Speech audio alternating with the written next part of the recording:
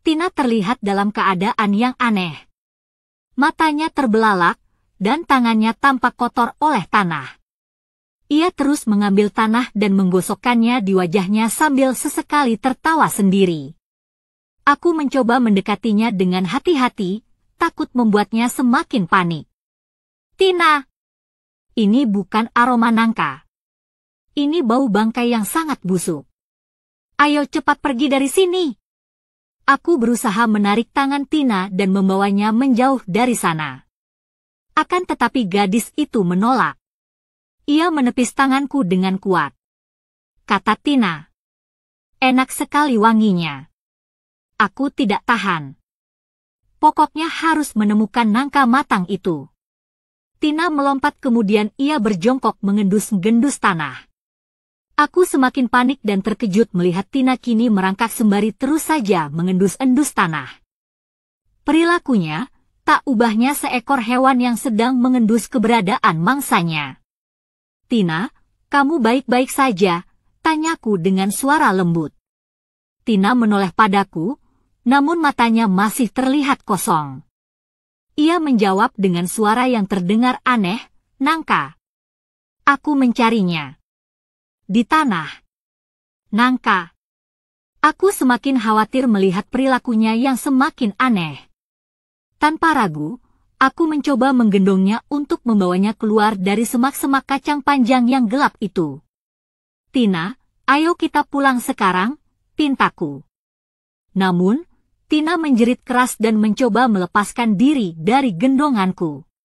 Ia tampak begitu kuat, bahkan lebih kuat daripada biasanya. Aku merasa kebingungan, tidak tahu harus berbuat apa. Tina terus saja berteriak dan bergerak liar. Aku berusaha menenangkannya, memeluknya dengan erat. Setelah beberapa saat, Tina mulai mereda.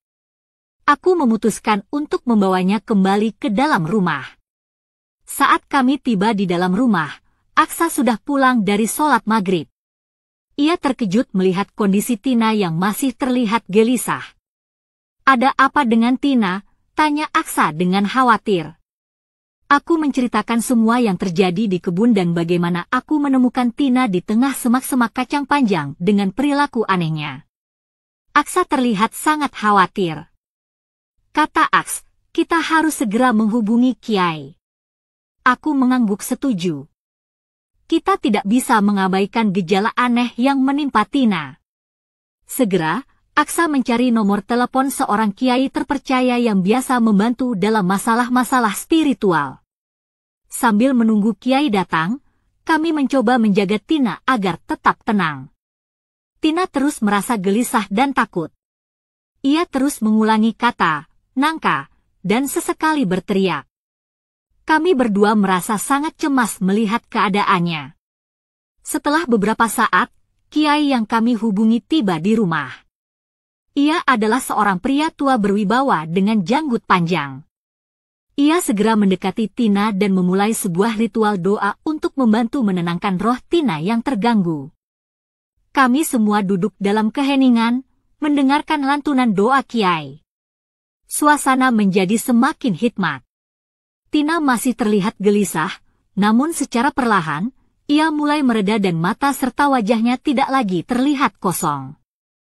Kiai terus melakukan ritualnya dengan penuh khusyuk. Ia membacakan ayat-ayat suci Al-Quran dan berdoa untuk mengusir segala kekuatan jahat yang mungkin merasuki Tina. Kami semua ikut berdoa dalam hati, berharap agar Tina segera pulih. Beberapa saat kemudian, Tina terlihat semakin tenang. Ia tidak lagi bergerak liar atau berteriak. Matanya kembali memancarkan ekspresi yang manusiawi. Kiai akhirnya selesai dengan ritualnya dan duduk di samping Tina. Tina, anakku, apa yang terjadi padamu? Tanya Kiai dengan lembut. Tina akhirnya mulai bercerita. Ia menjelaskan bahwa ketika ia mencium bau nangka di kebun, ia merasa seperti ada sesuatu yang memasuki tubuhnya. Ia merasa terdorong untuk mencari nangka matang itu tanpa bisa mengendalikan dirinya. Ia merasa seperti ada kekuatan yang memaksanya.